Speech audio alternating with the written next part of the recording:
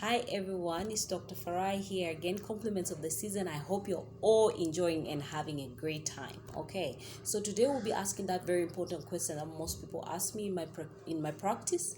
Okay, they'll go like, why does my puppy get sick after it gets a jab? Anyway, there are a lot of reasons. Okay, there are a lot of reasons, but I'll just highlight four important reasons why your puppy could get sick after vaccination. The first and common one is that maybe the puppy is already incubating disease. Okay, so if a puppy is already exposed to, for instance, I'll take parvo for the sake of this topic. Okay, so if your puppy is already incubating parvo virus, okay, and you take it to the vet and have it vaccinated against parvo, what this does is that the puppy's immunity or immune system is actually overwhelmed and it succumbs to the vaccine, which means that whatever it was trying to fight, the body is overwhelmed because most of these vaccines are alive or mildly modified, alive, yes, made into a less virulent type of the virus or the organism you're trying to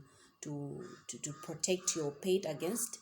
Okay, so most of the times, if your puppy is already incubating and you vaccinate it, within 24 to around 72 hours, you might see them succumb to the same thing that you're trying to protect them against. Okay, that's the first one. Okay, the second one is that the puppy's immunity is completely weak, and the virus itself has made the puppy sick. Okay, so you need to make sure that if you're taking your dog to the vet, you need to tell the vet everything you've seen about the pet, and the vet will do a physical examination to make sure that they're not vaccinating a sick dog. Okay, because if you vaccinate a sick dog, definitely it's going to succumb. Definitely an immunocompromised pet is going to succumb.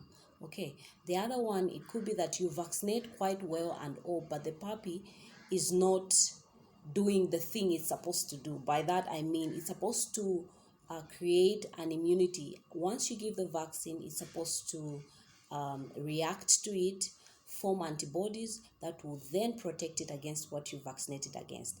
But most of the times you find that because of the low immunity, the puppy will not do that. So you vaccinate quite all right, but they still succumb to the infection. Okay, I really hope I'm making sense. Okay, some of the other reasons, it could be that the vaccine was not kept properly. Okay, so these vaccines, most of them have to be kept under ice, which means cold chain. So at manufacturer's level, at sales level, and also at clinicians level. Okay, so if any of these people disturb that cold chain, the virus is distorted and also maybe might die and all, and it's as good as just vaccinating nothing, because whatever you're vaccinating is not going to do anything in the puppy's body. So we've mentioned a number of reasons. The puppy could already be sick, your immunity of your dog could be weak, because all vaccines are supposed to be given to only healthy dogs. Oh my god, what's that noise? Yes, okay, that, and also the cold chain of the vaccine has to be put into consideration. Okay, and last but not the least, it could be that the puppy is actually having an adverse reaction to the vaccine. That happens, guys. So studies have shown that 1 out of every 250 puppies that are vaccinated could have an adverse reaction. But adverse reaction happen in the very shortest period of time. You give the vaccine, okay, they might start having neurological signs, they might start trembling, they might start puking, they might start, it all depends on which vaccine you've given. Okay, so adverse reactions are not very common. Okay, don't always blame it on the vaccine. Sometimes it could be that your puppy was already sick, okay, and the vaccine itself has just like aggregated the whole thing and accelerated the whole process of, you know, I don't want to go scientific, but my point is that every time you vaccinate a puppy, first things first, you need to put into consideration at what point it has gotten sick after the vaccine. Okay, if it's almost immediately, then it's most likely an adverse reaction, which is also very rare. Okay, if it's within 24 to 72 hours, it's possible that it was already incubating the disease. Okay, if it's a long time after vaccination, maybe 3 weeks, 4 weeks, or whatever it is, it could be that the body didn't build an